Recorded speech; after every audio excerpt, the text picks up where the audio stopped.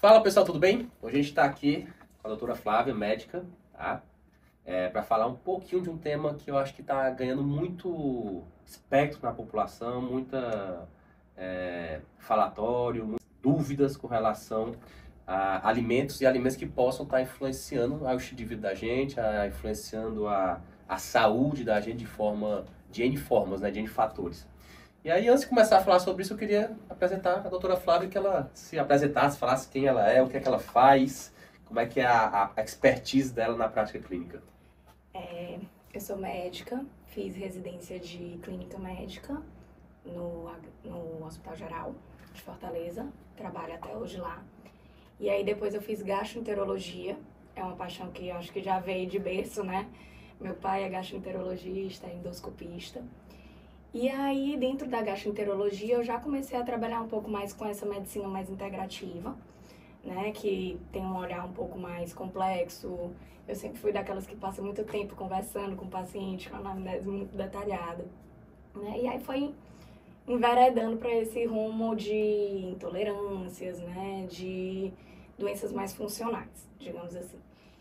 E aí, depois da residência de clínica médica, da residência de gastroenterologia, eu fiz a residência de endoscopia, que é a minha segunda paixão. Acho que ela briga até um pouquinho aí com a primeira, Ah, é? né? Que eu gosto muito de procedimento. Hoje em dia, acho que até mais horários da minha carga horária de trabalho é em relação a exames de endoscopia, né? Trabalho no Hospital Geral de Fortaleza, trabalho no hospital lá na Da Vinci também. E na clínica, eu realizo tanto exames quanto realizo as consultas de gastroenterologia.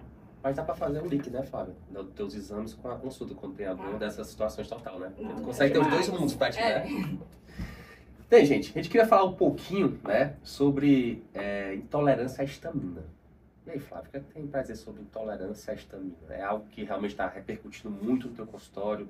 As pessoas estão te procurando muito com relação a isso? Ou vocês estão diagnosticando mais? Ou era algo subdiagnosticado? Valem, assim, na verdade, eu acho que acontecem as duas coisas.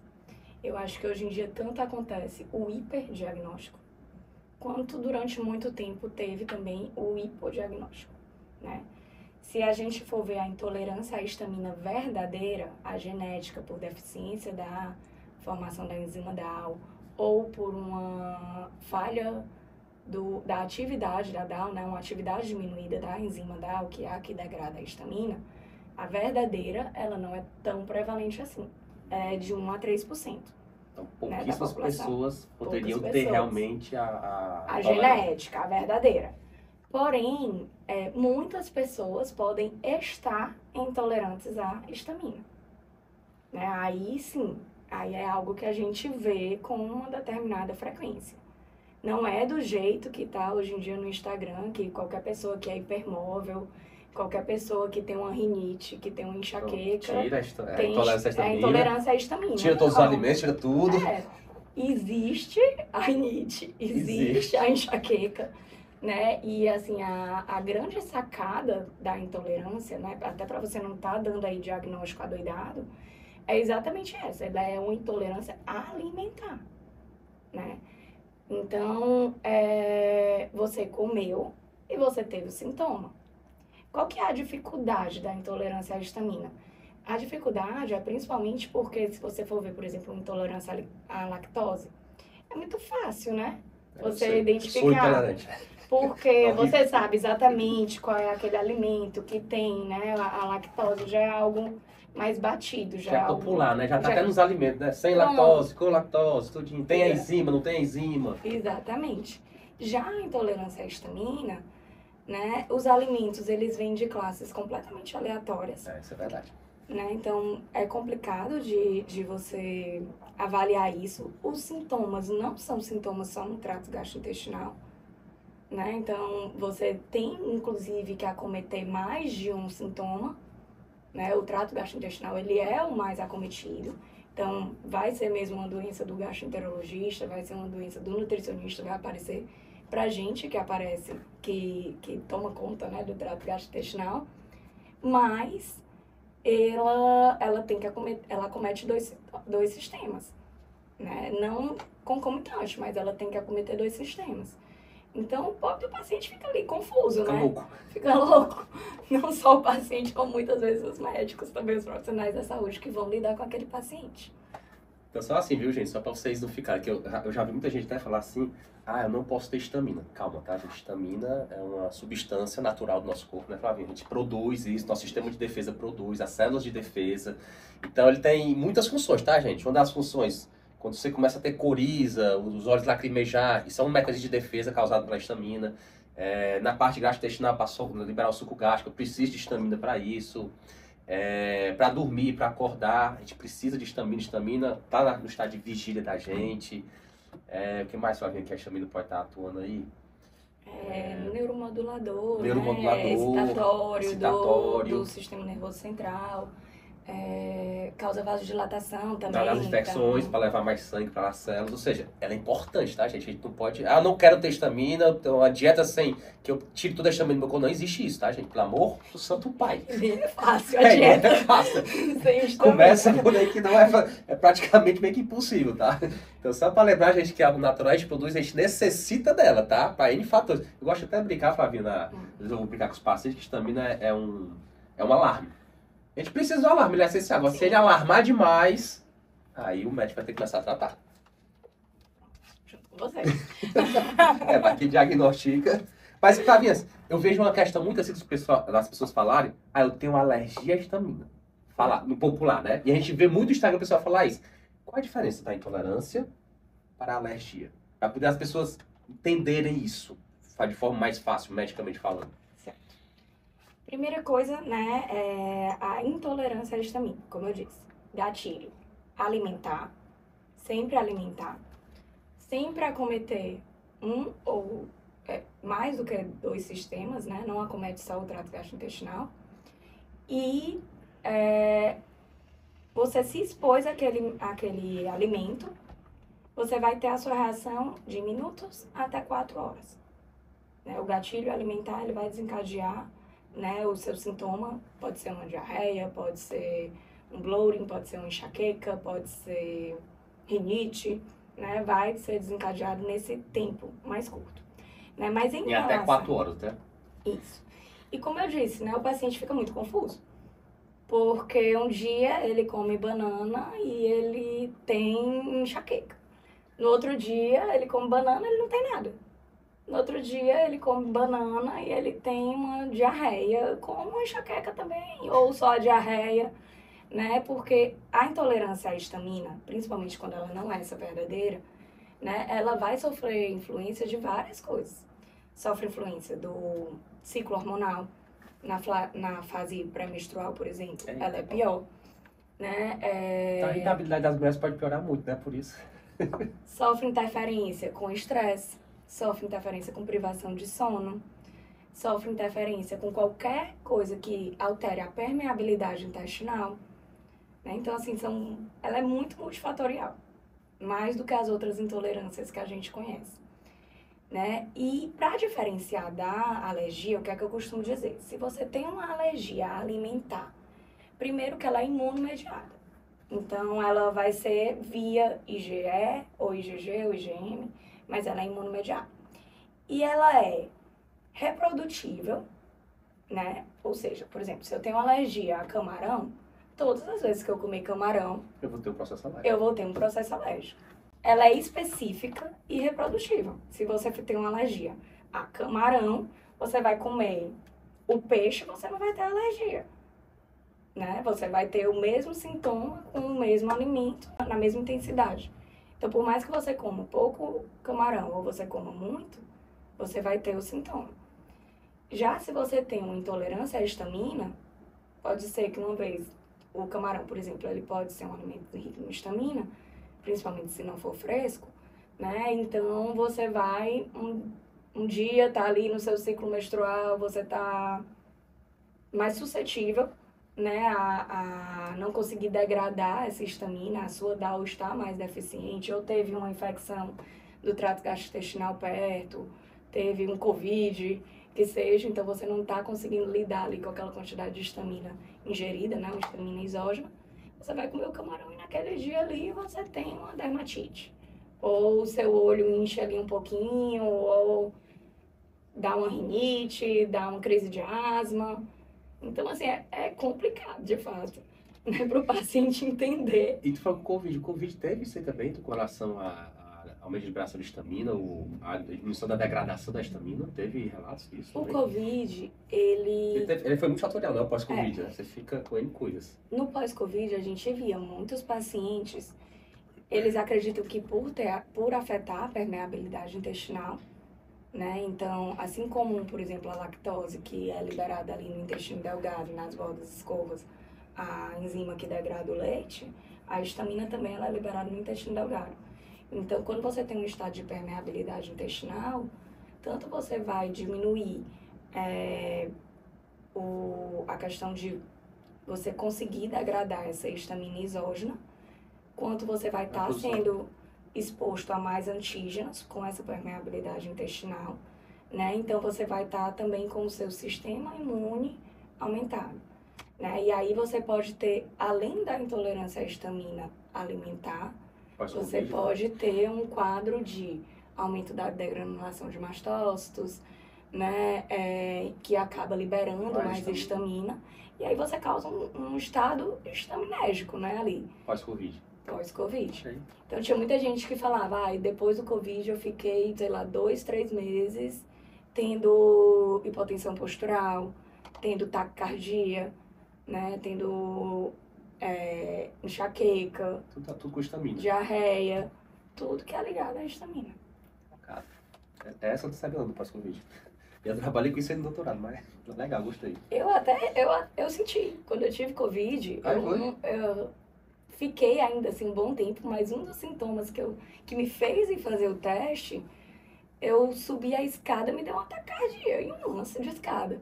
Eu digo, não, peraí. O treino se acaba todo, não é possível. Vejo todo dia a Flavinha lá treinando, se matando com o personal todo dia. Ela subiu um lance. Eu digo, nossa. Eu trabalhava em UTI pós-Covid, em UTI de Covid, né, lá no Da Vinci. Então, tinha a chance de pegar. E, Flavinha, o que é que realmente, assim, o significado de intolerância estaminérgica? Então, não é exatamente uma doença, seria mais uma condição metabólica. Ela pode ser uma condição. Se não for a hereditária, realmente, a genética, né? Então, seria a doença. Os dois tipos, né? A gente pode estar intolerante ou a gente pode ser intolerante à histamina. O que é intolerante à histamina é aquele que é geneticamente, né? Que ele, e ponto final. E ponto final, que aí é bem mais raro, de 1 a 3% da população. Né? E o que está intolerante, ele pode estar intolerante e depois voltar ao normal. Depois voltar ao normal. Por vários fatores. Se ele tem uma intolerância a outro carboidrato, 90% das pessoas que têm intolerância a outro carboidrato, elas têm também uma DAO diminuída quando você mede, né, a enzima que degrada a histamina, a DAO, no sangue sérica, em pacientes que têm intolerância à lactose, que têm intolerância à frutose, que têm intolerância a outros carboidratos, eles também têm uma DAO diminuída sérica, né? Estados que aumentam a permeabilidade intestinal, como doença celíaca, doença inflamatória intestinal, SIBO, né, que a gente também está vivendo uma epidemia de SIBO, que é a... Explica aí, pessoal, o que é SIBO, Flavinha. É a síndrome do crescimento bacteriano exacerbado no intestino delgado. Né, na nossa microbiota, a gente tem inúmeros micro-organismos. Nós temos arqueias, nós temos fungos, mas nós temos principalmente muitas bactérias, né, que elas têm que viver ali numa harmonia. Numa harmonia, exatamente. E a gente diz que a gente tem uma desbiose quando alguma coisa quebrou ali a harmonia dessas bactérias. A SIBO é um tipo de desbiose que você tem um aumento da quantidade de bactérias no intestino delgado, que é o intestino fino. Não é ali o intestino grosso, que é o final já, né? Onde é formado o cocô. Já passou digestão, já passou tudo, já absorveu tudo. Isso. O intestino delgado, ele é onde acontece a absorção dos nutrientes, né? Então, ele é onde vai ter a eliminação das enzimas para poder esses nutrientes serem absorvidos. Qualquer coisa que atrapalha ali o funcionamento no intestino delgado pode evoluir com intolerâncias alimentares transitórias. Intolerância à histamina, intolerância à lactose. Em relação à intolerância à lactose, por exemplo, outro tipo de intolerância Sempre que você tem uma infecção do trato gastrointestinal mais forte, que você cursou ali com diarreia, com vômito, você fica ali umas 2, 3 semanas Meio intolerante. meio intolerante. Se você fizer o seu exame ali naquela hora, vai dar dar que você é falso intolerante. positivo. E não necessariamente porque você não está produzindo a enzima, porque você não consegue produzir a enzima. E forma tu diagnosticar essa SIBO na clínica, que eu sei que tu faz isso no teu consultório, né? Na tua clínica, como é que seria, Fábio? A SIBO a gente diagnostica com o teste do hidrogênio e agora também do metano expirado. Né? A gente dá uma substância para o paciente e aí o paciente fica ali assoprando, parece um bafômetro. Fica assoprando nesse bafômetro durante de 15 em 15 minutos. E a gente vai acompanhando a produção do hidrogênio e do metano no gás expirado do paciente, né?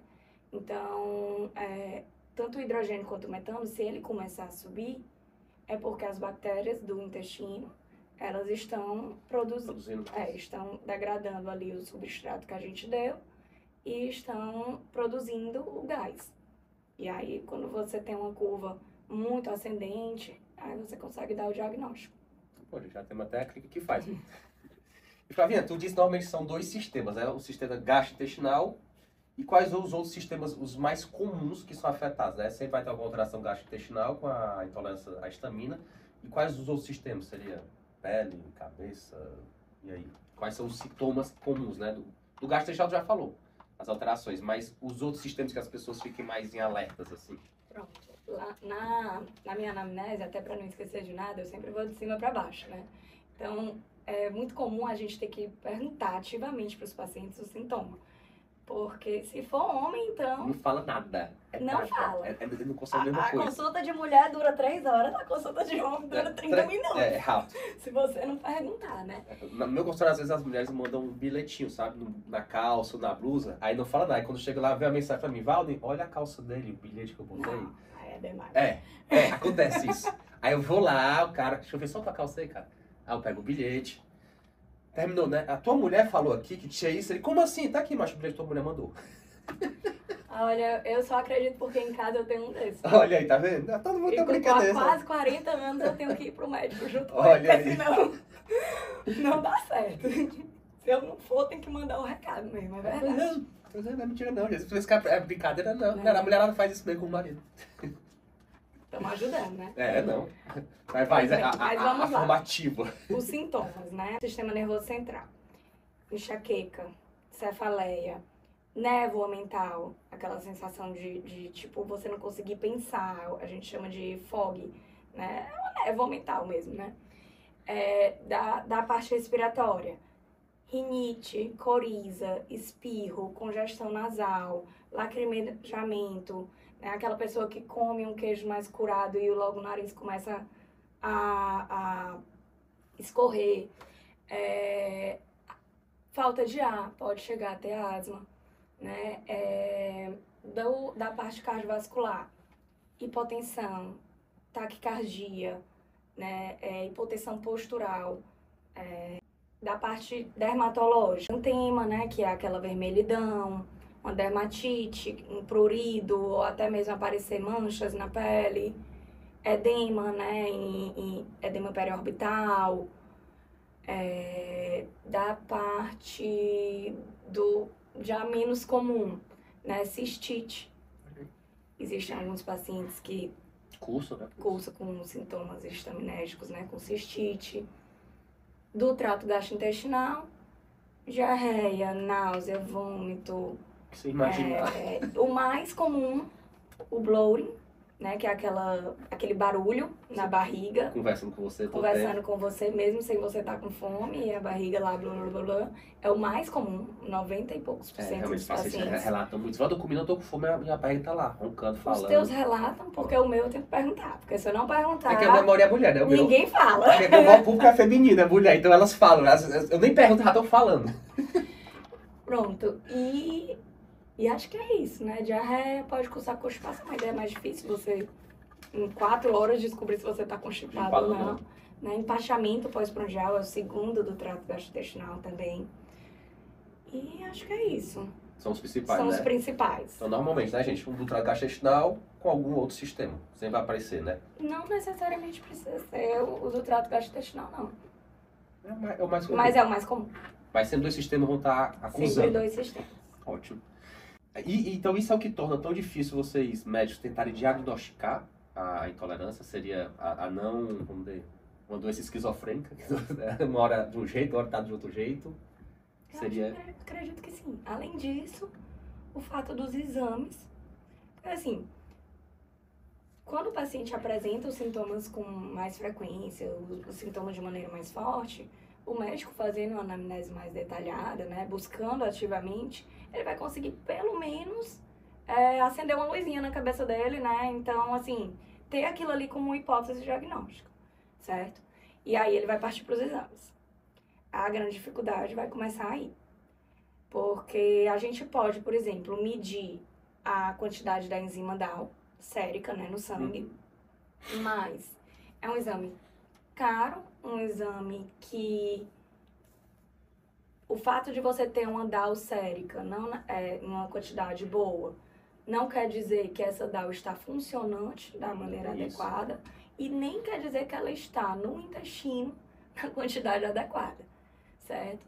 Mas um exame com a DAO baixa me traz alguma informação. Se ela está baixa no sangue, provavelmente ela está baixa no intestino também. Mas pode estar alta no sangue e estar baixa no intestino, aí já começa a brincadeira. Isso. E o outro que a gente tem também, você checar a atividade da DAO, se essa atividade dessa enzima tá condizente, né, tá boa. E aí você pode ter uma quantidade normal, mas ela não funciona, né? Que aí o problema dela tá na atividade dela. Na quebra da histamina. Isso. Que também você pode medir isso, sérico, né? Você tem outros locais que você pode medir a histamina urinária, histamina fecal. Mas como é uma amina biogênica muito sensível, não são exames de uma sensibilidade, uma especificidade muito alta. São exames caros e exames que não são cobertos pelos planos de saúde. Então, tem essa dificuldade aí, né? Tem também a questão de você procurar polimorfismos genéticos. Aí já é mais caro ainda, né? Porque são exames genéticos. E que também não é aquele negócio escrito em pedra. Por exemplo, você tem mais de 50 tipos de polimorfismo na enzima DAO. E aí você tem esse daqui. Quer dizer que certo você ser intolerante porque você tem esse polimorfismo da enzima DAO? Não necessariamente. Né? Você pode ter o seu intestino lindo, tá tudo funcionando bem direitinho, e aí você nem vai saber. Nem vai saber. Vai ser algo que você tem na sua genética, mas vai morrer com aquilo, mas não vai saber não que teve nada. Não vai alterar. Então, assim, os exames, eles são sensíveis, pouco específicos. Então, hoje em dia, na prática mesmo... A clínica é soberana. A clínica é soberana. E a dieta. Que, assim, eu acho que a maior ferramenta diagnóstica para intolerância à histamina, primeiro é você ver ali se está tudo ok, né, no restante, tirar da jogada, né, qualquer coisa que possa estar atrapalhando. Então, você vai analisar se o paciente tá tomando algum medicamento que bloqueia a DAO, porque existem inúmeros medicamentos que podem bloquear a DAO. Exemplos, Fábio, de medicamentos que possam estar fazendo isso, que pessoas possam estar utilizando e às vezes está tendo sintomas e não sabe por que não procura um gasto também, não vai atrás. Pronto. Existem ansiolíticos, como por exemplo diazepam. Existem remédios para dor, como ibuprofeno, AS. Existem remédios para pressão, como a furosemida. Existem remédios que a gente usa até para síndrome do intestino irritável, a amitriptilina também atrapalha, né? Então, primeiro, avaliar todas as medicações que aquele paciente está tomando, ver se tem alguma ali que pode atrapalhar, né, que pode interferir. Depois, avaliar se tem alguma condição no intestino que aumente a permeabilidade intestinal, aí... O céu é um mundo. Avaliar se tem outras intolerâncias a carboidrato, avaliar se tem alguma coisa para doença celíaca, para doença inflamatória intestinal, para SIBO, para SIFO, né, que é a síndrome do crescimento fúngico exacerbado no intestino É verdade, delgado. tem esse. Que ainda temos esse fungo, ele ativa demais, né? Mastócito libera histamina também. Enfim, tirar tudo isso da jogada, né? E aí depois você tentar a dieta de exclusão. Que aí eu sempre mando para o nutricionista, porque não há condições do gastroenterologista acompanhar isso sozinho. Pelo menos eu não acho que cabe a gente. E muita coisa. Existe algum outro, você já falou dos medicamentos, né? Falou da permeabilidade intestinal. Existe algum outro fator que tu considera também importante que possa agravar também a intolerância à histamina? Uso de bebida alcoólica. Os bebedores aí de final de semana. Principalmente aquela pessoa que não tinha ressaca, passou a ter. Vixe, Maria. Também é isso. Olha aí, quem não tinha ressaca passou a ter. Cuidado, viu? Hoje em dia tem paciente que chega pra mim e fala, doutor, não sei o que foi que aconteceu. Eu bebia, não acontecia nada. Hoje em dia eu tô bebendo e tô tendo a dor de cabeça na hora. Tem um paciente que começou, depois que completou os 40 anos, passou dos 40. Ave Maria, tudo aparece. Eu não tinha ressaca, agora eu tenho ressaca. Eu falei, ótimo, pra mim você parar de beber. Eu já nem falei, para de beber que é melhor. E gostei dessa daí. O álcool, ele inibe a enzima. A enzima. Então, assim, eu acho que assim, é um dos mais fortes, né? Assim, eu acho que é o mais fácil de você detectar facilmente. Principalmente com vinho, cerveja. Vinho é pior, os fermentados são piores. E Flávia, com relação à intolerância à histamina, né? A gente viu que a clínica ela é soberana, né? Frente ao diagnóstico. Mas tem algum outro diagnóstico de exclusão que vocês têm que fazer também, como médico, como gastro, para poder a gente excluir qualquer outra possibilidade, para dizer, realmente isso aqui é uma intolerância à histamina, ou isso aqui é uma alergia, é algo do tipo, existe isso? Como é que vocês fazem na prática? Dentro dos diagnósticos, né, como eu disse, a gente tem que excluir as outras causas, né, doença celíaca, algo que esteja alterando ali a permeabilidade do intestino, e também a gente tem que excluir as alergias alimentares, que elas existem e o mecanismo delas é diferente do da intolerância à histamina. Né? Eles são imunomediados, como eu disse no começo aqui do podcast, que não era, que a intolerância à histamina ela não é imunomediada, né? Mas as alergias alimentares elas são. Então, na minha prática, o que é que eu costumo fazer? Aquele paciente que eu não vou sair pedindo todas as IgEs de todos os alimentos, né, para o paciente. Mas aqueles alimentos que o paciente cita que causa algum sintoma nele, que ele tem algo de rinite, de edema de periorbital ou qualquer coisa assim, né, qualquer sintoma que seja, eu pesquiso ativamente aquele. Então, por exemplo, ele fala que quando ele come camarão, ele tem um edema periorbital ou um edema no lábio, aí eu pesquiso a IgE para camarão. Pegando, né, pelo menos a IgE de camarão. Pode até ser que seja um IgG, um IgM, mas pelo menos a IgE eu peço, né? A IgE de castanha, se for algo que ele tenha algo com nuts, né? E por aí vai. Eu meio que tento guiar. Você tem que excluir alergias alimentares, mas não dá pra você sair pedindo tudo. Então você tem que ver exatamente o que aquele paciente reage e aquelas ali eu solicito o IgE pra descartar, né? Que seja uma alergia alimentar e não intolerância. Então vocês estão vendo, né, gente? Como é que a Flávia faz, né, como médica. Então, ela realmente faz anamnese, não sai pedir aquele camalhamaço de exame com todas as IgEs possíveis e impossíveis, mas que às vezes eu recebo. 15, 20 IgEs aqui, ela vai lá de um por um. Sim. Aí tinha IgE para arroz, eu disse, para que é o arroz aqui, né? Vamos lá, feijão, tá? Aí começa. Então, realmente, gente, vocês conseguem observar quando você está sendo bem avaliado, o médico te pergunta, ele conversa contigo, ele anota, ele vai em cima, ele tenta ir em cima, né, da logística clínica do paciente, né? Então, mais um ponto, além de para clarear mais a intolerância à histamina, é realmente descartar qualquer possibilidade de alergia, né? Isso. E a alergia, ela poderia mascarar em que situação da intolerância histamínica aqui? Que as pessoas podem se confundir, né?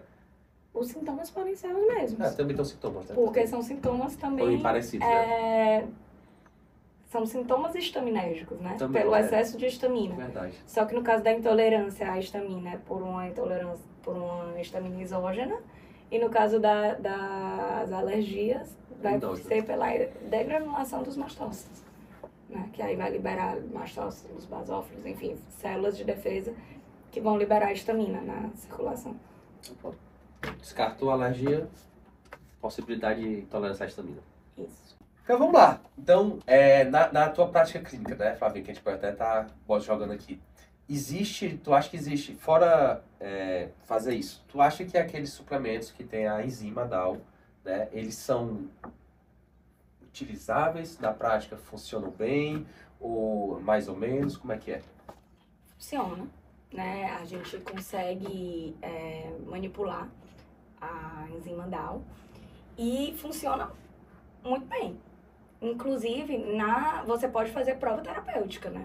Para você ajudar no seu diagnóstico. Então, vai usar ali a DAO e se o paciente tiver melhora, né? Ele já é um ponto a mais para o diagnóstico, né? Para você.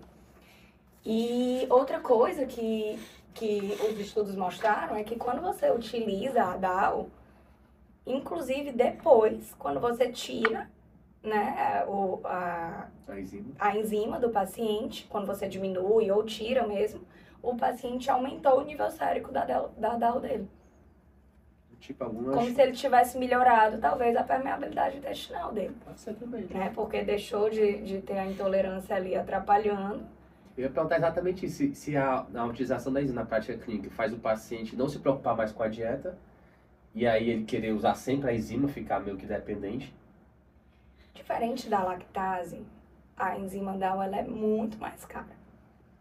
Digamos ali que você mande manipular uma DAO para você usar uma vez no dia, você vai ter um custo ali de 200 e poucos reais, uma vez no dia. Mas teoricamente você teria que usar 3, né? O recomendável no tratamento seria 3. E ainda tomar cuidado com os lanches, né? Para poder não ter. Para não ter. Então, é complicado, mas vai do bolso do paciente, né? Doutora, eu não quero fazer dieta de jeito maneiro. Não, filho, 3 vezes ao dia aí. Mas o que eu costumo deixar é a DAO SOS. Assim como é o que eu faço também com a lactose. Por mais que o paciente seja intolerante à lactose, eu não mando ele tá comendo lactose de manhã e tarde de noite. E tá usando a enzima, entendeu? Pensando pelo raciocínio da lactose, né? Que o intolerante à lactose, por mais que ele use a enzima, chega uma hora que ele come tanto que a enzima não faz para refeição, porque a quantidade de lactose é tão grande que a gente encheu o potinho. Encheu o potinho. A gente não consegue mensurar isso com a enzima, a gente não sabe quanto a enzima consegue degradar realmente ali. Na prática é isso. Então, aí eu estou te perguntando, com a DAO é a mesma coisa também? Tu vê isso na prática? Ou por ser mais caro as pessoas acabam não comendo muito? Eu nunca menti com um paciente que quisesse testar isso daí não, sabe? Um testador de tomando. Nunca tive ninguém não que usasse a DAO nas 3 refeições. Eu costumo usar mesmo de forma pontual, SOS, né, que a gente chama. Eu vou beber hoje e daí a pessoa pega e suplementa. Entendi. E de alimentos, Flavinha, que tu vê normalmente assim, que é dos alimentos que tem muita histamina, dos alimentos que liberam mais histamina, né? E que atrapalha a degradação, já falou, que seria o álcool, né? Os fermentados, vinho, cerveja, e vai. Dos alimentos que liberam mais histamina, do que tu vê na tua prática, eles relatam mais. Quais são os que tu vê assim, poxa, esse aqui é o que eles mais comem? Fora os queijos, tu falou, que é os envelhecidos. Quais outros que os teus pacientes falam muito pra ti? Como isso aqui, Flávio, tu já vê logo, isso aqui já é. Enlatado, né? Principalmente o peixe enlatado oleoso, né? O atum, a sardinha. O atum, demais. Sushi. Sushi aí eu acho que é tipo um mix de tudo, né? O peixe não é fresco, aí é o salmão, é o atum, não sei o que. Só Deus sabe se não é fresco, normalmente não é. Só pra você entender, tá, gente? O peixe é por causa após o abate dele, é onde tem a maior formação de histamina, né? Aí por isso que a Flávia tá falando do sushi de forma geral aqui. Abacate, berinjela, espinafre, molho de tomate. Berinjela, molho de tomate, esses daí são mais ajuda na liberação dos mastócitos, né, de histamina. Banana, abacaxi, kiwi, morango. Também ajudam bastante esses daí. Os embutidos também, né? Embutidos. Entra muito presunto, peixe peru, blanquê, que a galera dá maior valor. Hoje em dia eu acho que o pessoal come menos, não? Tem as pessoas que me perguntam, não posso comer não? Chocolate, né? Que o pessoal não quer comer chocolate também. Tem muita mulherada aí no queijo período... maturado. Demais. Demais. O número 1 é os embutidos, né? E depois vem os queijos, né? Pronto, os queijos maturados, né? Então queijo mais envelhecido, Roquefort, Gorgonzola, Brie, Camembert, né? Esses aí Sobremesazinha tâmara com brie, tá, gente? Cuidados, os tolerantes à histamina aí. Então, pô, coitado, que vai tomar ali seu vinho com queijo. Pronto. É isso aí, tá lascado isso aí. Tá lascado, com certeza. E Flávia, com relação a probióticos, tu vê na prática algum que possa estar ajudando também na diminuição da formação de histamina ou algo do tipo? Existem alguns estudos que eles falam que o Lactobacillus rhamnosus, ele pode ajudar, porque ele aumentaria a formação de butirato. E aí seria a forma de reduzir. E aí ele conseguiria ajudar. Mas o que a gente acaba que vê é que são pacientes que muitas vezes não toleram probiótico. Eles distendem, eles têm bloating, eles têm gases. Acaba não utilizando essa forma né? de tratamento. Porque outros lactobacilos já mostram até o contrário. Né? Eles já conseguem aumentar a produção de histamina. Porque a histamina ela pode ser exógena, quando a gente ingere né, da alimentação. Ela pode ser produzida por bactérias e por fungos no intestino. E os lactobacilos, algumas cepas dele, eles aumentam a produção de histamina. E ela pode ser também advinda da degradação, né? De mastócitos, de basófilos, de células de defesa do corpo. E falando mastócito, né, na liberação, na tua prática, tu acha que realmente a utilização, por exemplo, de quercetina, magnésio, isso regula a liberação ou não? Porque se fala muito, a gente vê alguns estudos, mas muito de baixa evidência científica, mas falando da utilização de quercetina, magnésio, na prática, tu vê alguma melhora em relação a isso ou não? Ou a utilização de vitamina C que ajuda a ajudar na degradação, mas na prática, realmente utilizando doses mais altas, funciona mesmo ou não? Pronto, vamos lá. Aí a gente já vai, talvez, para outra coisa. Porque quando eu falo de intolerância à histamina, eu tô falando da histamina exógena. Exato. Que eu, né, ingeri. Só que tu tá falando agora aí da degranulada dos mastócitos. Né? Exatamente. Quando o mastócito, essa célula de defesa que a gente tem, que ele morre, que ele se destrói, libera histamina. Né? Nesse caso, sim. Poderia ajudar, né, a estabilizar as membranas e diminuir a degranulação dos mastócitos. Né? A luteolina, a quercetina, é uma ajuda. Mas só nessa situação. Nessa situação. Que pode estar associado, né? Então, eu acredito que se você acha que tem ali uma ativação de mastócito aumentado naquele paciente, eu acho que vale a pena. Dose baixa, né? Eu falo mais assim, que tem uns alimentos seguros. Que são os alimentos que são, que são estaminantes, que aumentam a liberação de histamina. Nesses quadros, esses alimentos, que seria o tomate, a beterraba, a berinjela, o próprio leite, aumenta essa liberação. Ajudaria nesse caso em si, se a gente utilizasse... A estabilizar os mastócitos. Poderia ser, né? Poderia ser. É alguma coisinha a mais. É uma coisa a mais. Né? E cuidar da saúde do intestino, eu acho que é o mais importante. O mais importante. É que eu falo, não adianta o pessoal pensar na cereja do bolo, mas o básico de estar fazendo. Que tu me perguntou de vitamina C, zinco e cobre, aí já não seria nem na estabilização de mastócito. Seria mais na enzima, né? Eles são cofatores da enzima. Então, lembrando lá da química, né? Os cofatores, eles ajudam na atividade daquela enzima. Então, eles poderiam ser vantajosos. É sempre bom você avaliar o nível dos seus pacientes, Zinco, né? B6. Zinco, cobre, B6 e vitamina C, que seriam os cofatores principais aí da enzima DAO. Né? Poderia ajudar nisso, né? Bastante. E Flavinha, qual uma mensagem tu daria para as pessoas, para os pacientes, ou as pessoas que sofrem, né, com uma certa intolerância à histamina? Como médica, o que tu daria de informação a eles, ou de mensagem a eles com relação à qualidade de vida, o que eles poderiam estar fazendo, buscando, né, no dia a dia para poder tentar se tratar mais, tentar melhorar mais essa questão que realmente a gente vê que piora muito a qualidade de vida das pessoas quando ela não trata a intolerância histaminética, né? Como você falou, ela pega diversos sistemas, desde o sistema nervoso até o sistema trato urinário, né? Sim. Primeiro, eu acho que é a pessoa procurar um profissional adequado para dar o diagnóstico, né? Excluir as outras causas, que na grande maioria das vezes, como eu disse, vão ser outras coisas que vão estar piorando. Então, pesquisar aí se não tem uma SIBO, uma SIFO, né? Ou outra doença que possa estar piorando. O paciente, ele tem que se apropriar da doença dele. né? Eu acho que a gente que trabalha com doenças que estão muito ligadas com a dieta do paciente, né? Ele tem que saber que eu não vou dar só ali um remédiozinho e ele vai ficar bom. Ele tem que realmente querer cuidar. Tá entendendo? Então ele tem que querer cuidar, ele tem que querer ser cuidado. E ele tem que ajudar.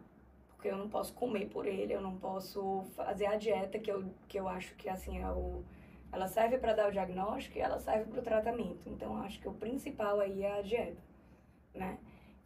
E ele não pode chegar e ele não vai conseguir, né? Nem que ele não possa, mas ele não vai conseguir suplementar a DAO, como a gente estava falando, pelo custo, em todas as refeições.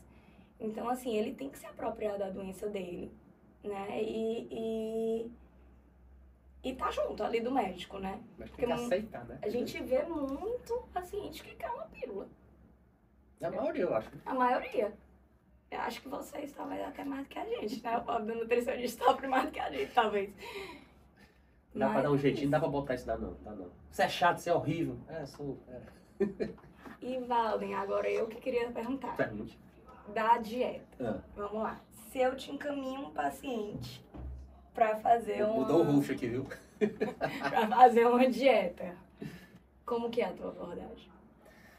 Cara, se você me encaminhar já vindo com o diagnóstico, a minha abordagem inicial é realmente excluir. Excluir para poder esse paciente se sentir bem. Na hora que ele se sentir bem, né? Foi excluído, o diagnóstico médico foi esse, a gente excluiu os alimentos. Depois de 2 semanas, no máximo 4, se sentiu bem o paciente, ótimo. A gente conversa com o gastro, vamos fazer a reintrodução. O que é que eu vejo na prática? Tem pacientes que toleram alguma quantidade. Aí essa reintrodução é exatamente para saber quanto é que ele tolera. Sim. Será? Se ele tolera consumir meio copo de leite, se ele tolera ter um pouco na salada de berinjela, tomate, até onde ele tolera ter. Se ele não tolerar nada, infelizmente vai ficar em exclusão. Se ele tolera, a gente vai começando a colocar até onde vai. E aí a partir dali eu começo a criar com eles pontos de corte. Até aqui tu tolera isso aqui, até aqui tu consegue comer queijo, até aqui tu consegue fazer isso aqui. Se tu juntar esses 3 aqui não dá certo. Ou tem paciente que tolera todo dia uma pequena quantidade e consegue. Tem uns não, que eu tenho que botar a cada 3 dias, aparece aquele alimento. Tipo um rodízio mesmo. Aí eles toleram. Né? Mas normalmente eu peço para excluir de 2 a 4 semanas para ele tirar o sintoma. Ele não tem mais nenhum sintoma. Tipo, não tem mais nenhum sintoma. Fala, acabou o sintoma. Ótimo, agora vamos botar. Bota um alimento. Normalmente eu começo com os menos, que tem menor quantidade de vitamina. Aí depois vou aumentando para os que tem mais. Só nunca vou botar os embutidos. Esse daí nunca chega. Ele não precisa disso não na precisa vida dele. Da vida dele. É algo que você não precisa, meu filho. Mas o que eu faço na prática normalmente é isso. Eu excluo, literalmente, ele vai achar ruim, que acha. Depois que os sintomas desaparecem, eu começo a incluir. Uhum. E aí eu vou ver se aquele paciente... Aí é prática, Flavinha. Se ele tolera todo dia uma pequena quantidade ou não, se é a cada 2 dias, a cada 3 dias. Tem paciente que eu tenho que fazer isso uma vez por semana. Então tu faz a dieta meio que em 3 fases. Meio que em 3 fases. Como se fosse a dieta baixa em FODMAPs. E aí... Isso, pronto. Pegando fosse o IZ da dieta de baixa FODMAPs. E tu consegue acompanhar esse paciente a cada 3 dias introduzindo aí alguma coisa a mais. Eu já deixo meio que prescrito na dieta dele, né? Depois que ele faz aquelas 4 semanas, né? Aí eu já boto, na primeira semana você vai introduzir isso, você vai anotar. Tem que ter tipo um diáriozinho. Ele anota, Sim. né? Você coloca isso aqui e anotou. Sentiu nada? No segundo dia você coloca. E vai fazendo isso, né? Se ele notou, ele para. E ele anota qual é o alimento. Aí, se ele teve alguma reação muito grande, ele para e volta para a dieta original, passar os sintomas de novo, a gente começar a reintroduzir aquele alimento que ficou ruim. É chato. Eu já tive uma paciente, essa eu acho que foi a pior paciente de todas da minha vida que eu já tive. Ela chegou numa intolerância tão grande, essa minha, que ela só comia, era arroz, batata inglesa, era frango, eram 4 alimentos só permitia... Não lembro de abóbora. Tinha uma ou outra. Eu me lembro muito bem que era arroz, batata inglesa, frango e um outro alimento. Nenhuma fruta. Nada essa mulher tolerava. Flávio, acho que eu levei uns 2 anos para essa mulher. Hoje aumentou o leque de alimentos dela. Mas era horrível. Eu tinha pena de fazer a dieta dela. Eu mesmo fazendo, eu morria de pena. Mesmo, nossa, mulher como é que ela vai sobreviver aqui? Vamos, né? É o jeito. Numa dessas, não sei se no caso dela era intolerância à histamina. Se fosse à histamina, é bom entrar com a DAO. Nessa situação, né? Nessa situação, entendeu? Eu acho que ajuda bastante, porque o paciente consegue pelo menos dar o pontapé inicial. Porque às vezes, de fato, eu também já tive uma paciente absurda que ficava. Eu já tive paciente nesse estilo também, que não conseguia reintroduzir nada, nada, nada. O nutricionista era eu e o nutricionista lutando, sofrendo, e assim, a gente conseguiu aí uma melhora. Quando colocou a DAO, ela ainda foi relutante. Ela teve uma melhora tão importante que ela foi até um pouco relutante quando eu quis diminuir, né? E também na fase de reintroduzir, porque eles ficam com medo de comer. Tem muito paciente que tem medo de comer, medo de voltar a sentir tudo aquilo. Não, o medo é absurdo deles. Não quer nem para testar um alimento novo, para testar é um problema psicológico grande. E quanto mais tempo você fica numa dieta muito monótona, a sua microbiota acaba. Mas o grande problema que eu tinha com ela é que a microbiota dela já estava horrível. Ela veio até de um gasto. Amigo meu que é Livival, ela tem intolerância histamínica. Não genética, né? Mas tinha. Aí vai agora testar com dieta, meu filho, com contigo. Aí foi. Essa mulher demorou essa porra. Essa aí foi a pior, acho que o pior caso que eu peguei, porque era só 4 alimentos. Provavelmente porque tu teve que ajeitar toda a microbiota, né, dela? Do zero. Do zero. Aí quando botava um alimento novo, passava mal, não sei o que, vamos de novo, vamos testando, vai indo. Eu brinco muito que na área esportiva, gente, é um training gut, treinar esse intestino aqui, até aparecer de novo. Mas normalmente vai vir fase 3, fase realmente, a exclusão total, e depois vai incluindo até ver aonde ela consegue realmente ficar, né? Normalmente, na parte que eu vejo, as pessoas elas toleram uma certa quantidade e depois mantém naquela baixa. Então, quando ela sai muito daquilo, aí não, aí piora tudo de novo. Principalmente se você conseguiu tratar, né, esses fatores aí mutáveis. E aí explicar também, né, pro paciente. Por exemplo, explicar pra mulher que no ciclo menstrual vai piorar. Explicar que em alguns momentos da vida, se teve uma infecção, pode piorar também. Um estresse muito grande. Eu acho que o ruim é isso aí, porque é tanta variável na vida, principalmente da mulher, né, com a oscilação hormonal, que acho que é a paciente que mais sofre que o homem. Nesse aspecto. Sim. Porque todo mês vai ter o ciclo menstrual, então todo mês vai ter um momento que ela vai se sentir mal, ela vai culpar alguma coisa. Aí como eu digo, né, trazer junto o paciente. Pra ele entender a doença dele. Porque quando ele entende, fica muito mais fácil. Ele sabe, não, isso aqui é previsível, vai piorar. Tá entendendo? Eu tenho um pouquinho de intolerância à histamina, eu pioro. No meu ciclo menstrual, eu pioro. Eu tenho um pouquinho de diarreia, eu já sei. Já sei que foi tá entendendo? Já sei. Então, tá aqui. Às vezes eu até uso, o meu ciclo é irregular, às vezes eu até uso pra descobrir ali como é.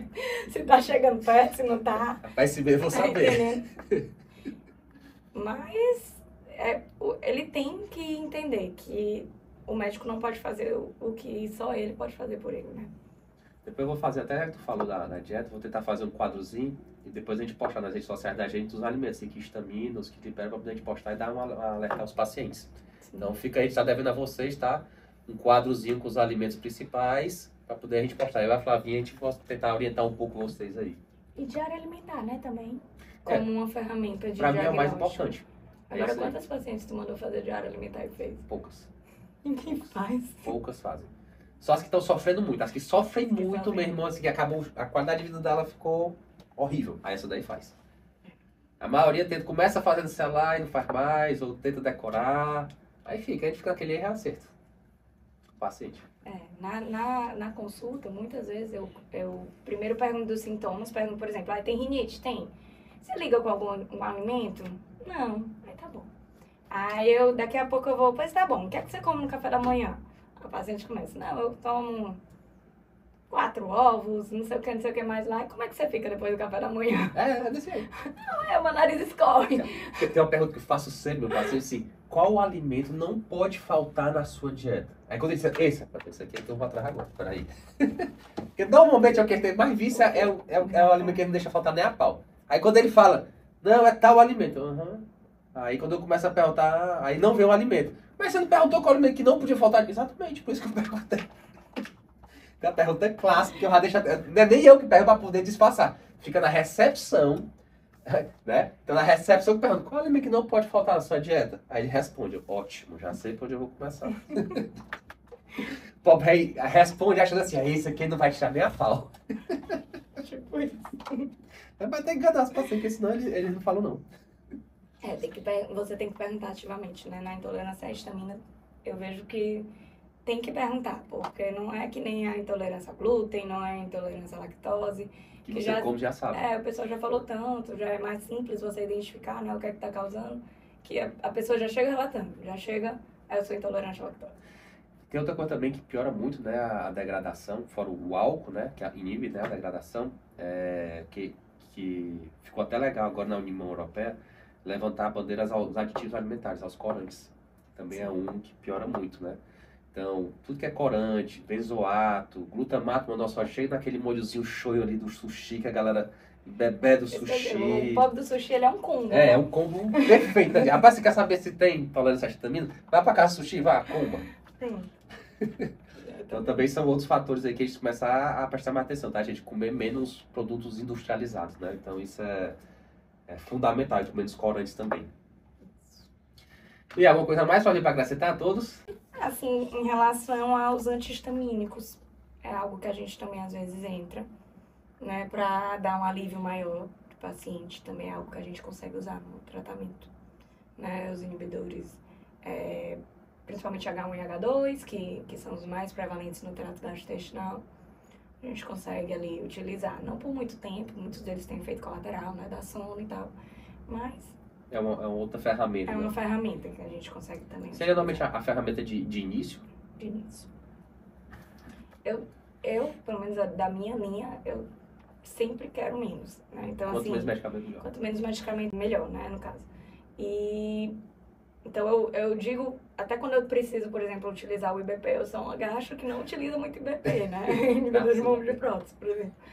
Não uso muito. Eu digo pro paciente, olha, a minha meta é iniciar e ter dia pra terminar. Então, tratamento é esse tempo meio existem, né, os pacientes que eu não vou conseguir tirar. Paciência, tem algum fator anatômico ali que não dá, né, tem uma hérnia gigantesca, não vai operar. Paciência, né, mas a minha meta sempre é começar o medicamento e tirar. Graças a Deus, ainda bem que é assim você. Então, gente, eu acho que a conversa da gente era exatamente isso, alertar vocês, dar mais insights a vocês, pacientes, a você leigo que tem algum sintoma e não consegue, não sabia o que tinha, ou comia esses alimentos que a gente comentou aqui, não sabia para onde proceder, o que tinha, se achava que era uma alergia. Aí pode ser, né, uma intolerância à histamina. Então, procure um gastro para ter o diagnóstico. Tá? É estranho, né? Que às vezes acontece, às vezes não acontece. Às vezes acontece, às vezes não acontece, né? Às vezes também esquizofrenia. Então, procure um gastro, tá, gente? Vejam o diagnóstico e depois para um nutricionista para procurar e tentar ajustar essa dieta, tá, galera? Então, muito obrigado, viu, Flávio, pela presença hoje. Obrigado pelo bate-papo. E temos um presentinho para você aqui também. É o presente dos nossos patrocinadores aqui, da Leva, da Empório do Pão, da Tapioca. Aí, a Tice, sabe, eu sou cliente. Obrigada. Obrigadíssima.